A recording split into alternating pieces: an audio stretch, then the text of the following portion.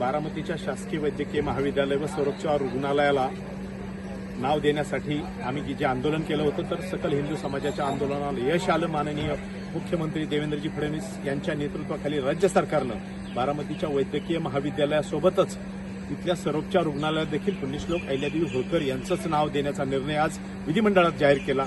यासाठी आम्ही प्रयत्न केले होते. माननीय देवेंद्र फडणवीस साहेबांकडे पाठपुरावा केला, सुनेत्रा वहिनींकडे पाठपुरावा केला, त्याचबरोबर हसन मुश्रीफ साहेब, राम शिंदे सर या सर्वांकडेच पाठपुरावा केला, गोपीचंद पडळकर साहेबांकडे पाठपुरावा केला.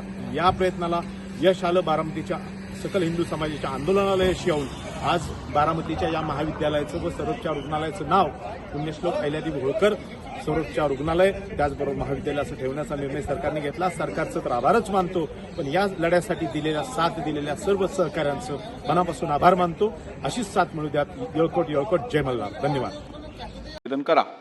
अध्यक्ष महोदय, मी आपल्या अनुमतीने बारामती येथील शासकीय वैद्यकीय महाविद्यालयास दिनांक 31/5/2023 रोजी पुण्यश्लोक अहिल्यादेवी होळकर यांचे नाव देण्यात आलेले होते. आता दिनांक 13/3/26 रोजी बारामती येथील शासकीय वैद्यकीय महाविद्यालय संलग्नित रुग्णालयासही पुण्यश्लोक अहिल्यादेवी होळकर यांचे नाव देण्याचा शासनाने निर्णय घेतलेला आहे. कृपया त्याची सर्वांनी नोंद घ्यावी.